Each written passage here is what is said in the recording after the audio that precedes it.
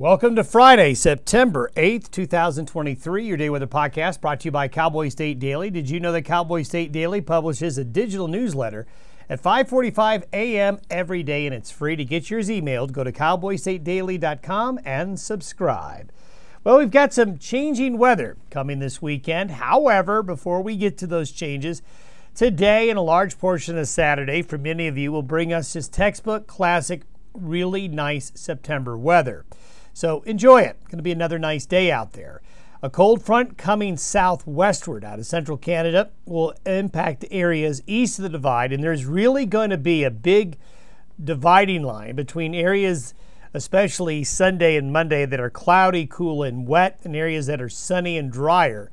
And it's all going to be the continental divide that's going to dictate that. Cool and wet conditions will develop Sunday through Tuesday as rain showers, thunderstorms, and low clouds and cool weather in that upslope will develop. And it's going to be upslope that develops from southern Montana all the way to southern New Mexico and West Texas by the end of the weekend and early next week. So it's going to make it cool. It's going to make it unsettled. Now, we do see a little bit of moisture for you folks west of the continental divide.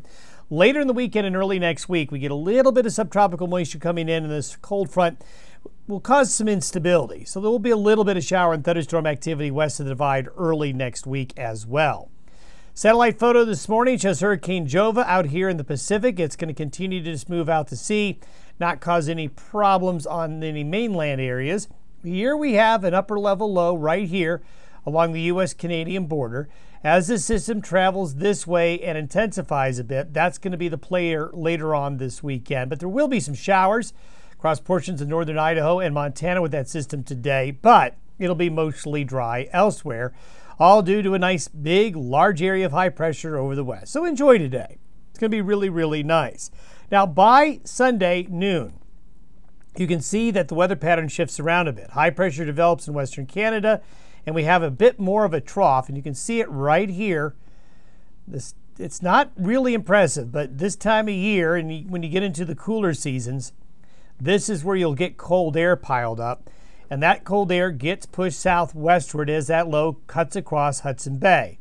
And this will be by Sunday, but the cooler air begins to move in by as early as Saturday. This is by 6 p.m. Mountain Time on Saturday. So the cool front by 6 p.m. Saturday is about to the Wyoming-Colorado border, pushing into Montana, northern Wyoming, western areas of the Dakotas. That will start some upslope weather conditions there, and this is by noon Saturday. This is by noon Monday. This is by noon Tuesday. And by Wednesday, look at most of the country, a large part of it.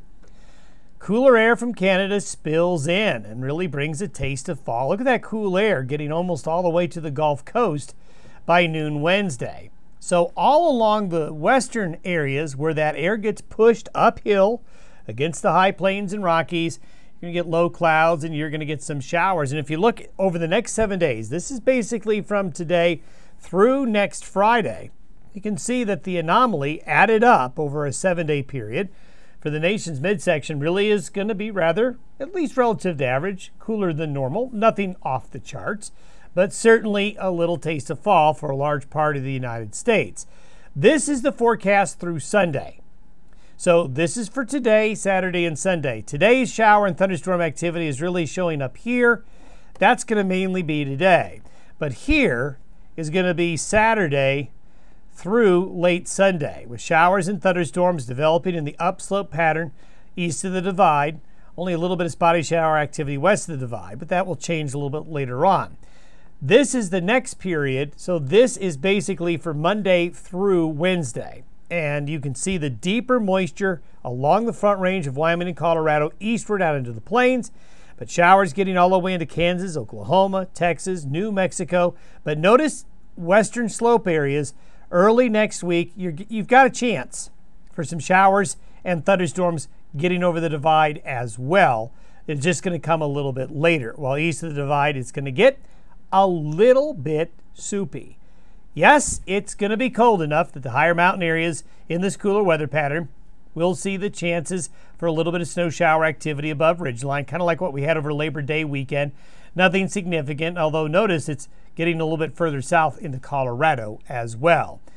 We'll still take a look at what happens in that long-term after the 21st with Monday's update. And speaking of Monday, that's when we'll see you next. Have a great weekend.